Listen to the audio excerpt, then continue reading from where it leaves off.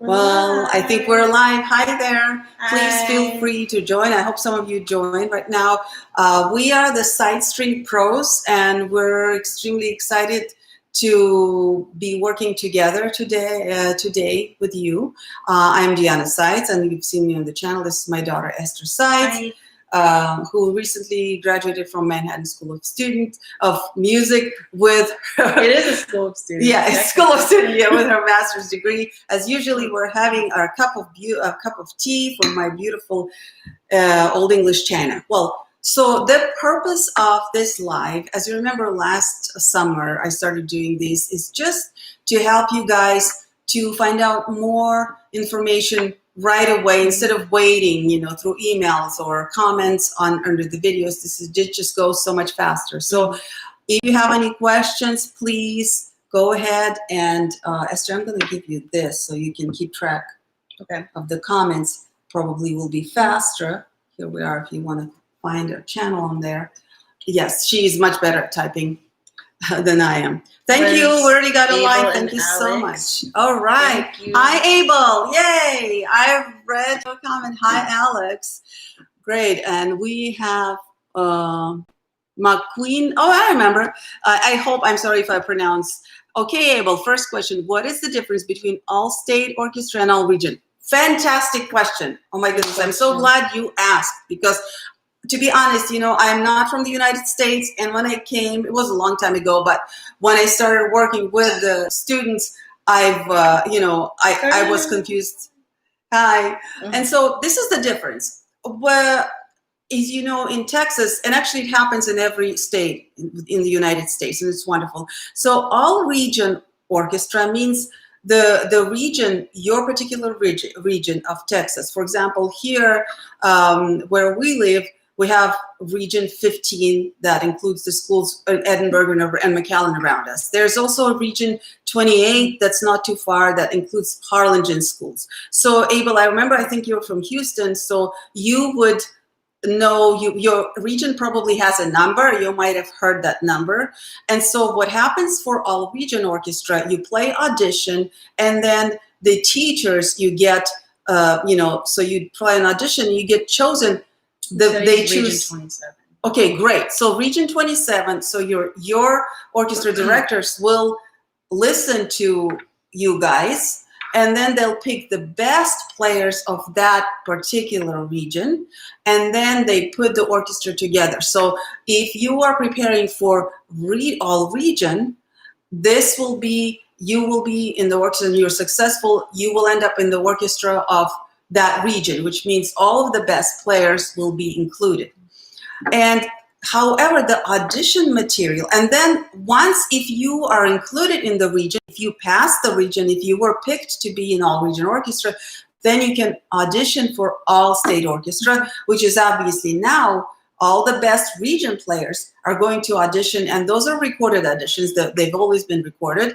They're auditioning for All-State. Now, for All-State Orchestra, obviously it's much more competitive because there are the best players from all of the state of Texas. Mm-hmm.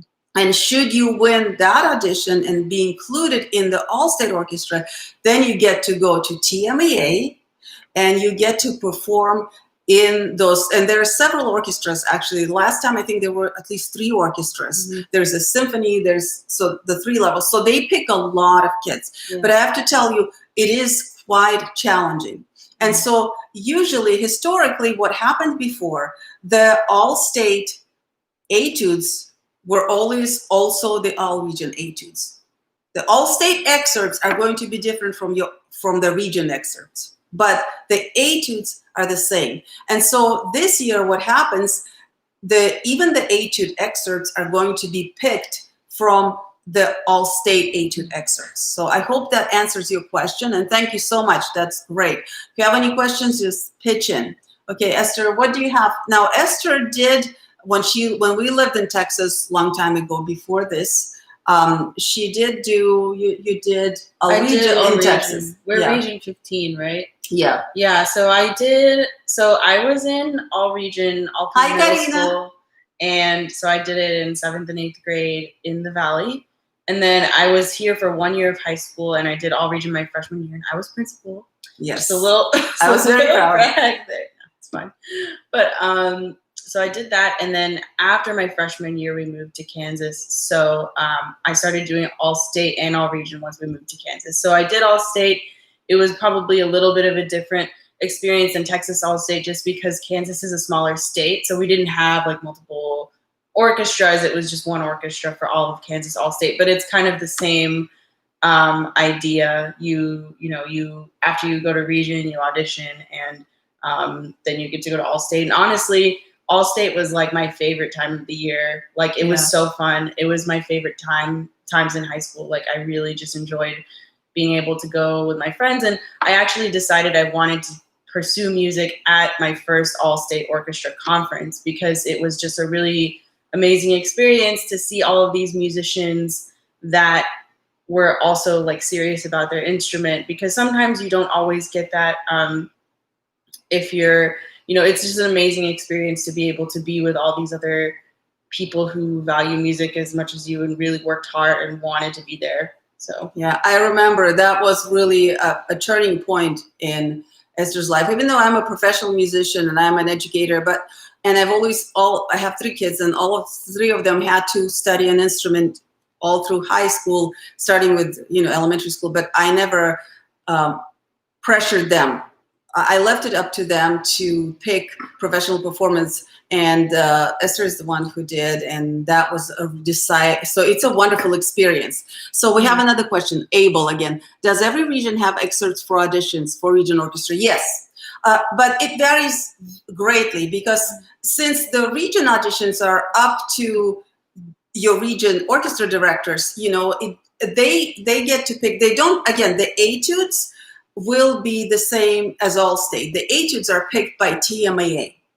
But the actual concert music is picked usually by the region. And so I can see our regions are usually, they pick their own repertoire, and then those excerpts are included in the region auditions. But because they try to get those out to the kids a little bit earlier than the all-state excerpts. So that's a great question. Yes. But then lately, for example, one of the regions almost had just the etude cuts instead of the excerpts. That's actually, he said, I was told our region is only based off of etudes and no excerpts. Yeah, that happens. Like I said, that was, I've seen that happening in our region, even less other excerpts, but etudes. Great question. It depends on your region, really. And like all-state is the one that's more regulated, because it has to be the same for everybody, because it's the entire state. But like with region, we can tell you as much as we know, but like it might be best if you have any specific questions about your particular region. We may not know just because we're not in that region. Yeah. But I have to tell you one thing that I've seen happening more and more in region auditions in several different regions. It used to be that whenever you auditioned for just region, whether it's excerpts or etudes, whatever material, you were placed, right? So like in order, who from best would be first chair to going down, right? And for example, in our region for a long time, it was that this would be your chair. And whether you were put for violinist, of course, there was also first and second violins, and then according to the chairs. And so you already knew your chair. When you came to the first rehearsal of your region orchestra, that was it. But lately, they've changed that. And Karina, if you are still watching, feel free to pitch in, and explain to us, because I remember that in our region lately, we've had people organized by their strength, but then at the first region rehearsal, they actually had to re-audition, and some of them got their seats actually reassigned because they might have done better or worse. Of course, that doesn't include, I think, for violins, if you were in the first or seconds, you still stayed there.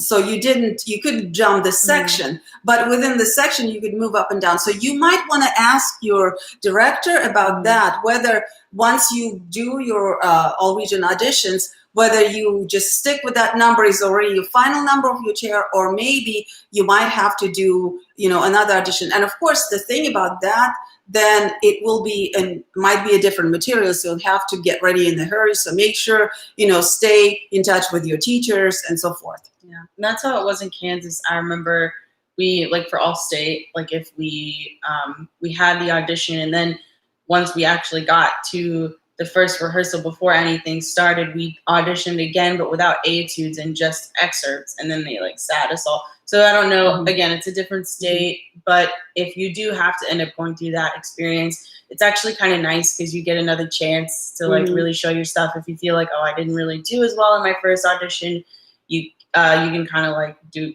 it's like you get a retry to do it again. So. And remember the boot camp that we are doing, by the way, this is our second. So I already did it last summer when I guess I had an instinct. I knew that gradually people will be taking advantage of virtual, way of learning more and more. And of course, I had no idea what happened, that now the whole world is doing this. So I did have, some experience doing that before. And what I found, the great thing about the boot camp, since the community is going to be open, when that happens, again, we'll be there for you. You can always ask us for advice, or maybe there is something new that popped up. We can always kind of share our concerns and come up, there will be some help. Of course, the boot camp is not in any way to substitute your private lessons, because nothing can. If you have a wonderful teacher already, keep studying with them. That's why we're making it so affordable, is so you can combine. The idea is you can do both. And then your teacher also, since we're going to go through so much technique in this boot camp, it's also help, because I'm a private teacher myself, and sometimes it's just too expensive to have a student, for example, take twice a week, because back where I come from, we had at least twice hourly lessons a week. And so this, oh, hi, Karina. She said, you're totally right, Dr. Seitz. Reseating auditions are going to be in discussion in the August meeting. Okay, thank you, Karina. So Karina is my former student. Actually, she is right now enrolled with me. She's getting her master's degree, finishing her master's degree.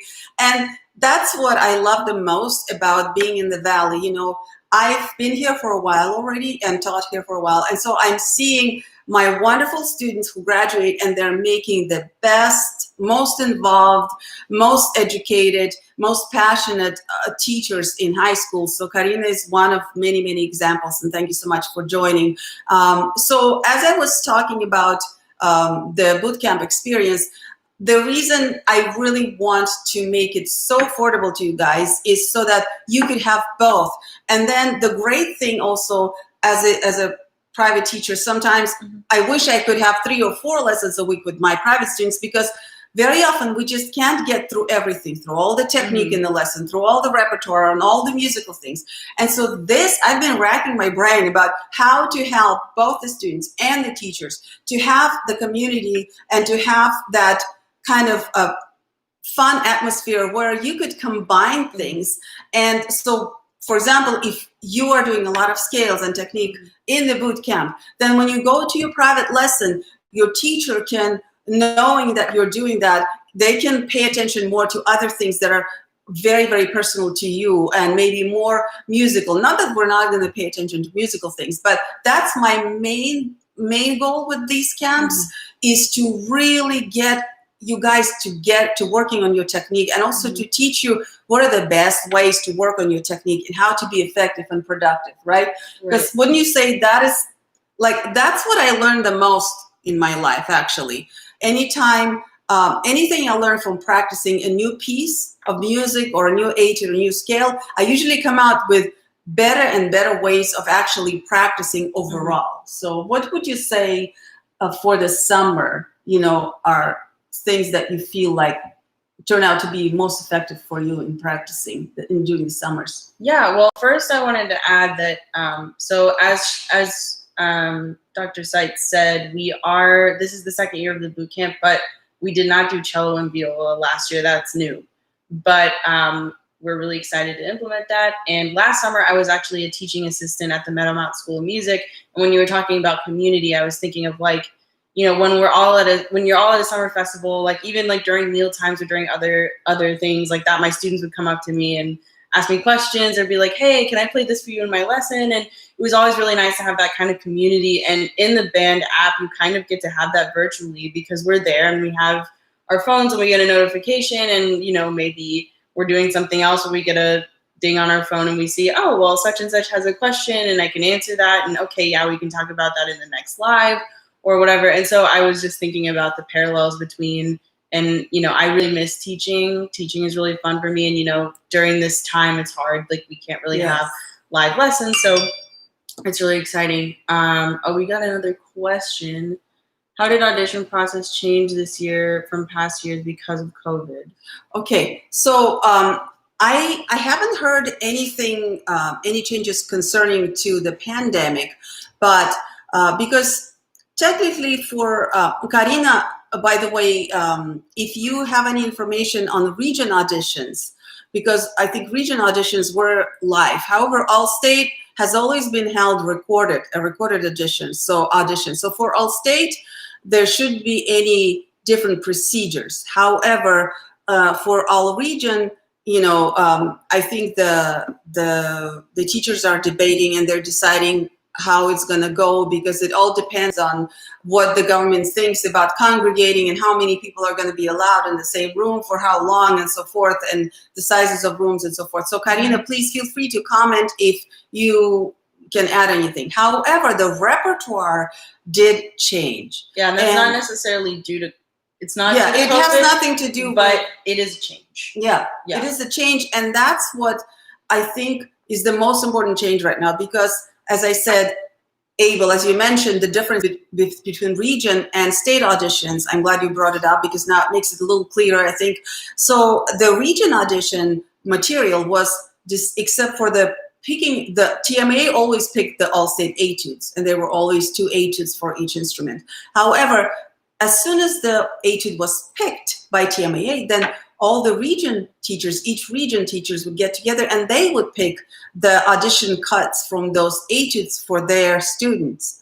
Well, this year, that's what changed. That's the most important change. Because this year, what is happening is that the TMA said, no, you cannot pick your own cuts from the etudes, because you have to wait till August 1st when we tell you which are the all-state cuts, which are usually tend to be some of the most challenging parts of the etude, and they can be more extensive. And so only after that, your orchestra directors, if you're in Texas, will be able to pick the cuts for the region. But again, those cuts, they probably will be smaller or not, but they have to come from the all-state cuts. And so that poses 2 additional challenges. Number one, that they will come out much later. And number 2 is that they might be more challenging than before it could happen, because these ages are pretty challenging. So Karina, she said,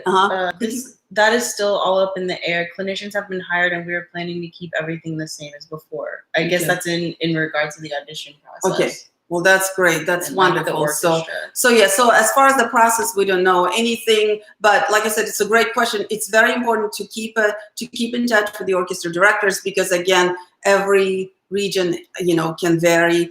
But I think it's the most important thing, though, is, guys, that now you have to invest your time into learning the etudes in their entirety and trying to get them to know them as well as possible, because like I said, you're not going to know the cuts until August 1st.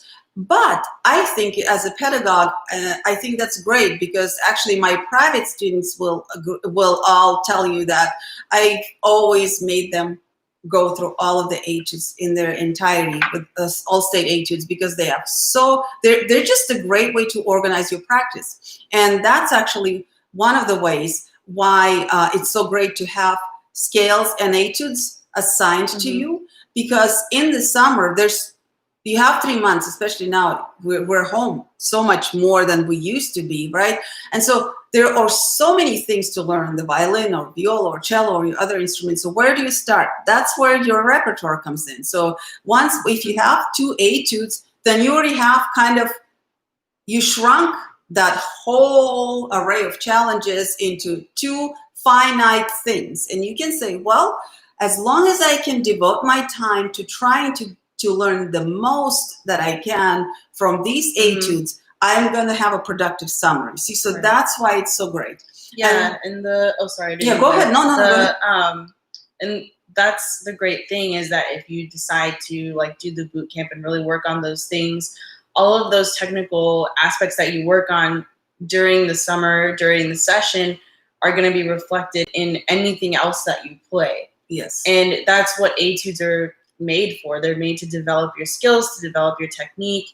And that's really, really awesome. And it's a great way. It's a great way to keep yourself motivated too, because I don't know, and that's what we were kind of talking about earlier before we got the other comment, but I don't know if you're anything like me, but when school is out and I'm at home, it's really tempting to just like not have a structure, not have a schedule, and it's easy. That makes it easy to put practicing off. Even though you want to do it, it just feels like, oh, well, I just didn't get around to it today. Maybe I'll do it tomorrow. But if you already have like some sort of structure and you have a plan and you have something that you're showing up for every day, or even if, you know, and that's the other beauty of it. If you need to take a day off or a week off or whatever, you can, because the materials are available to you. So like even in these times where everything is changing so often, if you like buy the membership, you have access to everything at any time that you need it before the auditions. Yes, that is the flexibility. And I think last year, a lot of people were confused about this. But this year, I think everybody is already doing virtual and distance learning so much that everybody can understand the advantage. So the materials are going to be, we're going to organize the materials in the easy format for you guys so that instead of swallowing an elephant at once, you can eat it, bite at a time. So that's the structure. You have the structure, you have the additional, my personal workouts and intonation exercises, bow exercises, all these things that I would normally do for myself when I practice. I record them, I post them, and so Esther's going to do the same. So that is really, really helpful because it does structure your practice, and then also it encourages you because you see you can communicate with other people who are in the same boat with you, and they're there to, you know, to encourage you. You can also I think one of the things that I've noticed, speaking of productiveness, when I started posting videos on YouTube, and which was, I started my channel a couple of years ago. So that was when it was not mandatory. Like now, almost everything you have to do through video. I've noticed such a huge improvement in my overall just shape, just feeling so well, because of course I always practice because I always played concerts and all so forth, but it's easy to, you know, considering that I teach at the university and then, you know, with the family and everything, it's very easy to put your practice away till the last moment. When you are actually posting, working on the videos and posting them, and it's making you a much better organized player. And it makes your practice much more structured. But the best part, you can actually track your progress, because when you make your videos and suppose you don't like that video and you practice on what you don't like and then re-record in about an hour and then you see this huge progress, it motivates you so much. And that's one of the things that we're doing in boot camp. In this boot camp, every week you guys have like a snippet of the etude that I encourage you to post. And of course you don't have to, but kids were posting and they were having fun, and there's no criticism. There is only positive comments that are allowed in the feed, or constructive maybe comments. But what it does, it gets you really practiced and motivated. And the main motivation is that the more active you are, every week the most active member of bootcamp gets to have a private lesson with me, a half hour, a 30-minute private lesson with me, distance lesson through Skype. So or Esther, of course, if you're a cellist. So that is really, I found that very motivating. And so it created a really fun, kind of challenging community for us. So yes. Any other questions? Not yet. Not yet. Okay, so what else did we want to talk about today? Well, So maybe what are the major challenges? Yeah. You know, We in were each, talking about. yeah. Yeah. So The as etudes. this is very standard this year also for All-State. They always pick an etude that is more of the left hand fast. That's Road 2 that I posted a couple of a week ago, and then Esther posted Popper. Yes. So that's all about what's the Popper. So about? Popper 7, and you can find that in my video. I'll post the link. We can post the links in the comments of this live after we're done to the Road and to the Popper, just in case you need help finding it. In the Popper, I talk a lot about the different challenges. So basically, it's really big on thumb position. It's also big on clef changes. So you need to, I think what they're looking for is 1, can you play in thumb position? 2, can you read different clefs? Because all 3 clefs that cellists read are represented in this etude. 3, can you play with good bow distribution? Are you able to handle the bow well? So this etude that they chose, the Popper, is really like kind of a jack of all trades etude. Yes. It's really good. And I think it's a good audition etude because it does have all those elements. That being said, the Popper etudes are very difficult. And even though it says high school, it doesn't mean high school in the American sense. It's not like high school. Like if you're in high school and these etudes are hard for you, that's okay. They weren't meant to be played. What it means by high school is more like High technique, high level like of high technique. level of Like you're already like a pro. Yeah, so like these are great etudes to help you get in shape. But one of the things I remember that's hard, especially when you're still, a student and still learning a lot about playing etudes in general is, they can kind of just look like mumbo jumbo, especially if you've never played Popper before. Yes. But once you learn, he does a lot of sequencing, a lot of patterns. And once you kind of do more of his etudes and you understand those patterns he does, it makes it easier to digest. But what we're doing is like all these years that I've been working on Popper etudes, I'm giving you the shortcut. So you don't even have to do all the work that I did.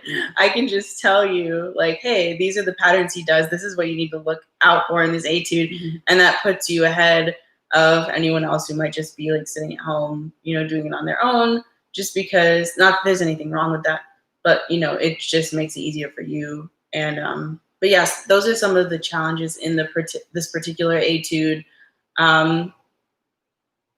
And so yeah, Duport is more, it's a little bit more of like finger dexterity. And also there is some, it's kind of like a coordination thing too, because there's some interesting slurs within it and a lot of moving like across strings. It's not as much gymnastics as the Popper. You're not going quite as much all over the fingerboard.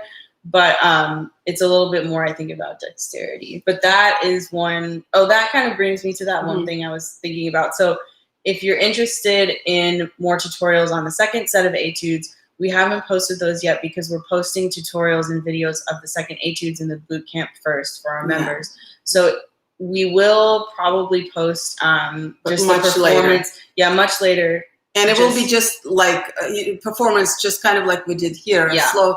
But all the details, tutorials, we're saving for the bootcamp members. So you have to, if you want access to that before it's too late. Yeah, before it's too late, you should sign up. Yes, and so with the Road, again, obviously it's all about intonation and left hand and being fast. But then there's the other etude, the Kreutzer, actually this year is very, very versatile. You have staccato stroke there. You have a lot of counting. And as you remember with Fiorillo, what I did last year, I created a piano accompaniment to it to help you guys to hear the harmonies for intonation and to count. So again, it's going to be the Kreutzer for violin this year will be about counting, about the quality of your sound, about your bow distribution, and there's some dexterity also involved, and a lot of bow arm technique. However, going to viola, I'm very excited because I am just about to post the viola Kreutzer, which is so much fun. This is my first time to seriously start practicing viola, and I'm in love. I feel it's like I'm a violinist with superpowers because you play, because even that little change in the size, but you get that huge resonance that you don't get out of violin. So I'm very excited, and I had so much fun working on the Kreutzer viola etude, which is, thankfully, I do know that etude because these are violin etudes that transcribed from viola. So that made it a little easier for me as far as the reading, because that's the main challenge. But in viola, it's the same pattern. The Campagnoli etude is a slower etude. It's more about your bow, the use of your bow distribution. And those are the fun things that we are going to be doing during the boot camp. If any of you are here who participated in last boot camp, please give us a shout out. I would appreciate that, you chiming in. But I had a lot of students. People who did the boot camp actually did make it into the orchestras. Yes. Oh, yes. Everyone, actually, every person who participated, I'm glad you brought that. Every person who participated in our boot camp made it to region, the region orchestra, everyone. And so, so that's pretty much, so I felt it was very, very effective. But this year we're adding the Zoom sessions, which if you've ever done UTRGV clinics, region clinics, it's like that, but times 10, way more effective and way more personalized. And I kind of came up with a way to use Zoom so that each of you can get as much attention as possible without it affecting, so the delay doesn't affect us. And so we can just really, you can play along without, making a mess with everybody else. So I'm really excited about trying that. Also the lives. If you guys, I see some of you were here on my lives, during my lives last summer on YouTube. Well, this year there's a new feature in Band app where you can do lives through the band. So all of my specific to all region lives, I will first obviously do there through the Band app, so to benefit all the members, and then I might do maybe one or two on YouTube, but of course there won't be as many as last year because we're trying to be more focused on actual learning experience. But of course I will be posting the etudes and the videos, and now we're posting violin, viola, cello. If there's anything you're interested in us posting, let us know. We would be happy to do that. And of course, appreciate you spreading the word around. Especially tell your teachers, tell your orchestra directors. Like I said, if you have a private teacher, I have a lot of private teachers in the Valley who are very happy, and they're already the second year they're directing all their students to me. And just like I said, the reason we are making it so affordable, because the last thing I would want to do, the last thing I would want to do is to take you away from your private teachers. So you have to pick. That's the beauty of this boot camp. It's so affordable and it's very interactive. You don't have to pick between having lessons with your private teacher and having a boot camp. It's designed to help you to integrate both and to have the most productive time practicing. And like I said, I'm really, really looking forward to this. Yes. Anything else? Any questions? If we are good, then guys, thank you again. I really appreciate. We had added so many subscribers this past month. It's just really wonderful, and we really appreciate, because again, we want to give you value, as much value as possible for your time, and that helps us when we have more people subscribe. It helps to increase the audience. It helps the videos go to a wider audience, which helps us to create more and more valuable content for you. Thank you for commenting. Thank you for watching, for all the thumbs up, for attending this live. If you guys are good, if there's no more questions, I think we're gonna say bye. And I know this has been a tough week for any kind of media communication. So we're really grateful for you showing up, because I know it's been tough to be on any social media this year, and we didn't really push it as much because of the sensitive issues that were in the media. So again, thank you so much for showing up. It really, really made our day. You want to say anything? Yeah, and all of our love goes out to you all, and stay well, stay healthy physically and mentally. If you need a social media break, take a break, and that's the most important thing.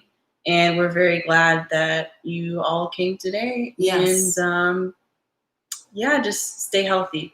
Yes, and take care of your emotional health. If you're not feeling emotionally 100%, sometimes it's not the best time to practice.